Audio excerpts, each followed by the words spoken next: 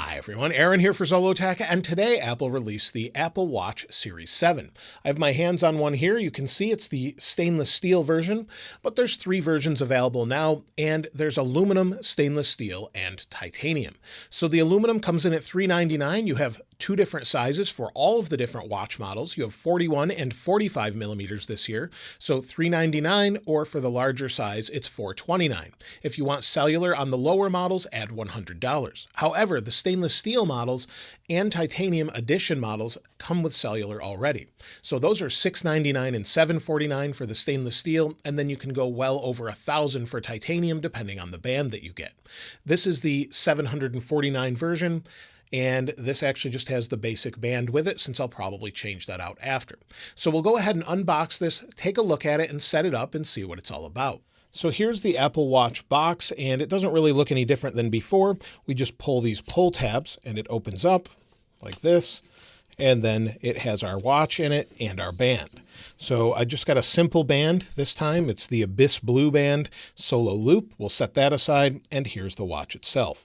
So we'll set the wrapper or the packaging aside, and let's take a look at it. So we've got some pull tabs here, so we'll pull these off. And on the end, you can see it says Series 7 Graphite Stainless Steel Case. So let's go ahead and open it up. We'll take the top off here.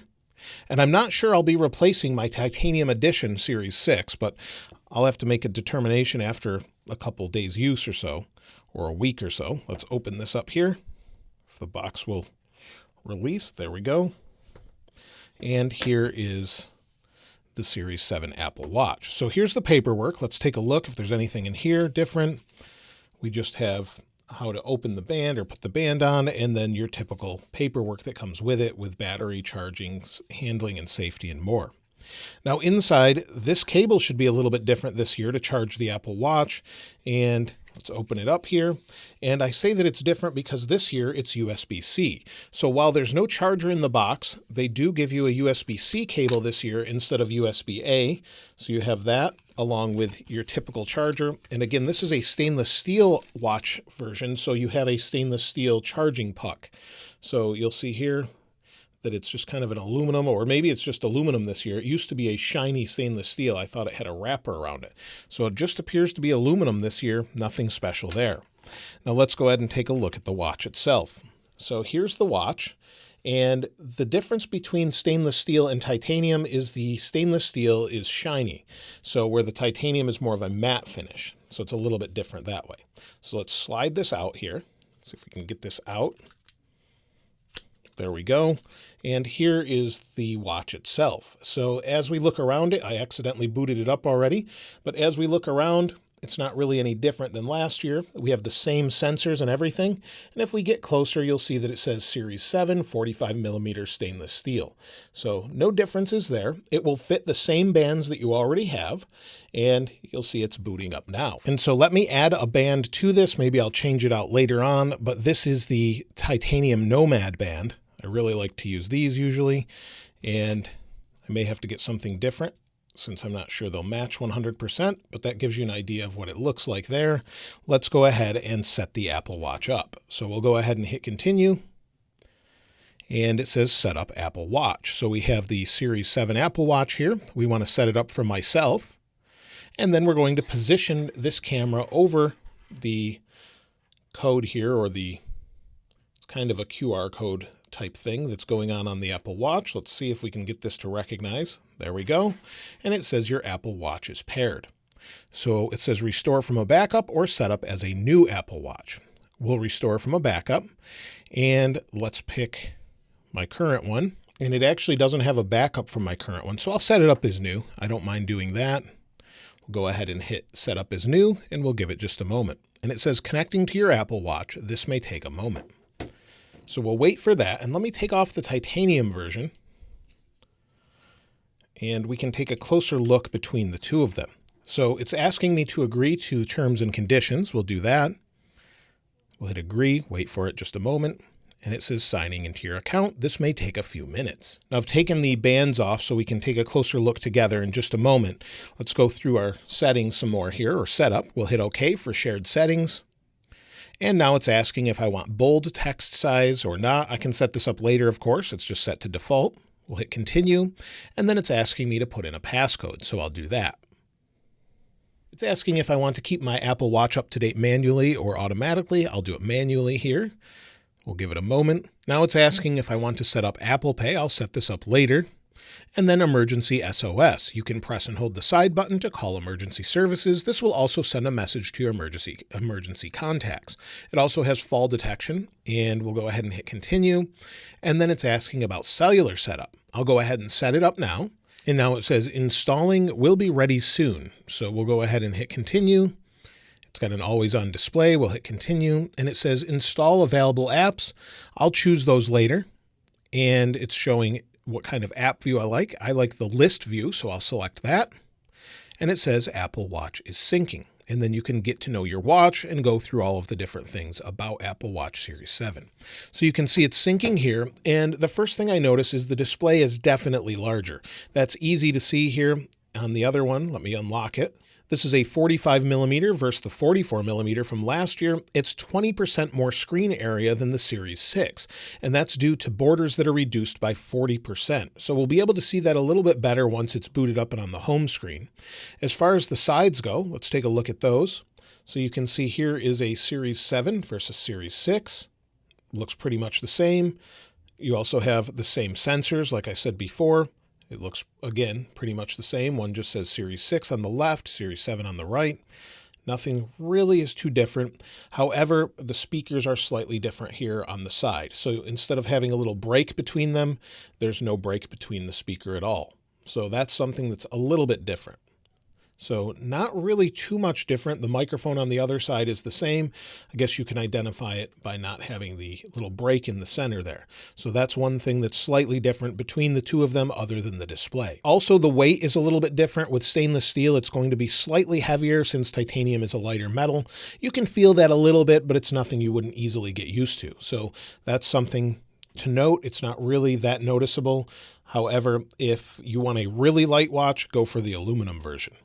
The other thing that I like about the stainless steel and titanium is they have sapphire crystal displays, which are very scratch resistant. After using the Series 6 for a year, it has 0 scratches on the display whatsoever.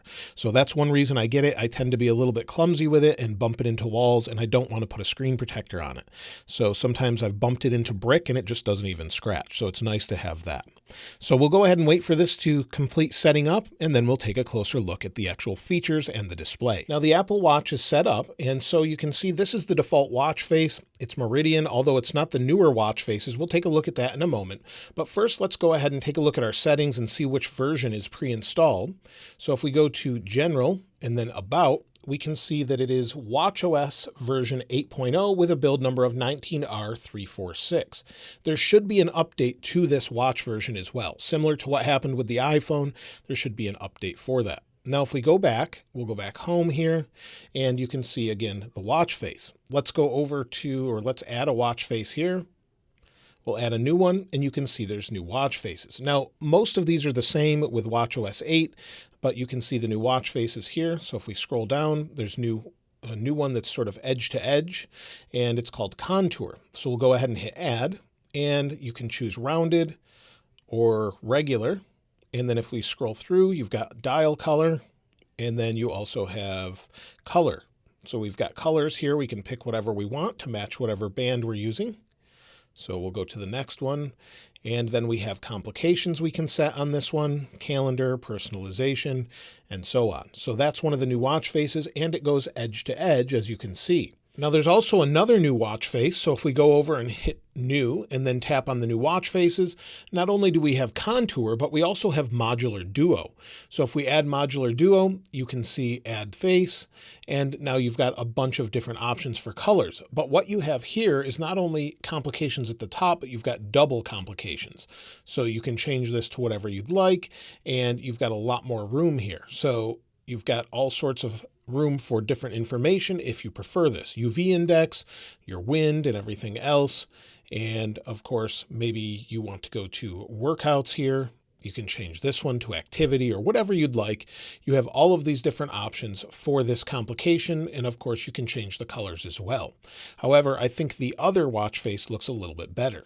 Now, one of the things that you'll see, it wraps around the edge. This display is noticeably larger than the other one, like I said, and it's 70% brighter indoors with your wrist down. So if I go back to maybe this watch face and bring in the Series 6, we'll see if we can get them to go into sort of an always-on display ambient mode. Now I've got the same watch face on both, and you can see it's meridian. And the one on the right, the new Series 7, is said to be 70% brighter when in the always-on display mode. You definitely can see it, but it's not a huge difference, even though it's 70% more. Of course, if it's in the always-on display mode, you're probably not looking at it anyway. So that's something to note. One way you can easily tell the difference between both of them is if they go into the password mode. So you can see how much bigger the keyboard is on the right with the passcode. We'll try that again. There we go. The passcode is definitely larger on the Series 7. Gives you an idea of overall size with the display. Now, other than the display, there's not a whole lot new with this other than a larger display, 45 millimeters from 44, or again, from the smaller sizes as well. But you also do get a couple extra things within watchOS 8. So one of the things is obviously the larger buttons, and that's all throughout the OS. So if we go into something like calculator, the buttons should be much larger. It's taking a moment to load there. And so you can see the buttons here, they're larger. Again, let me bring in the other to compare. And so again, here's the displays compared, and you'll see the buttons are definitely larger on the right. So you have a little bit more space there. You also have a full-size keyboard on the Series 7. So if maybe we go to, let's go to a message here. We'll go into messages. And if we want to type a message, we can now say, "Hi, how are you?" And it actually got pretty close, but I'll probably just use Siri to do the same thing. So you can use sort of quick path or swiping on the keyboard, and it seems to work. So you do have this full-size keyboard now, which does seem to work pretty well. And we'll just do the word today, and it picked that up. So it's actually pretty accurate despite me having huge hands and this tiny little keyboard. So it does seem to work as far as that goes. Now, charging your watch this year should be up to 33% faster according to Apple. So that's something that's a little bit new. The battery is no different. You're not going to get any additional battery life according to Apple at this point, and you do not have a different processor inside. So we're using the same CPU or system on a chip that we have in the Series 6. You do get an increased IP rating though, IP6X, which makes it more dust resistant as well.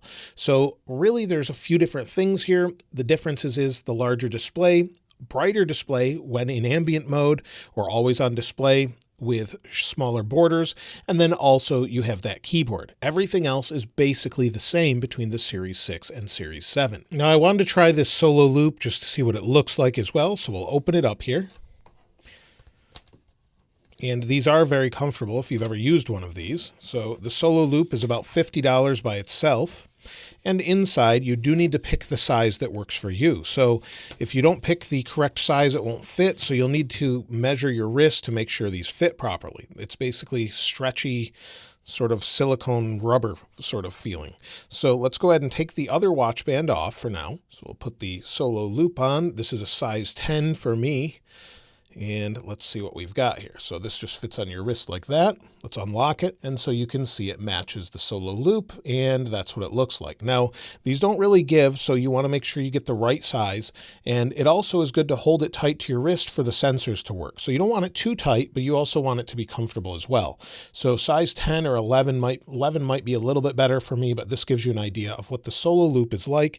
I tend to like the braided loop. So this is something that's $100 I've had for a while, and I really like this. It's very comfortable, breathes very well, and I tend to use that or the titanium band. So I'll link those in the description as well. So I'll have to use this for a few days to know if it's something that I think is worth keeping or not.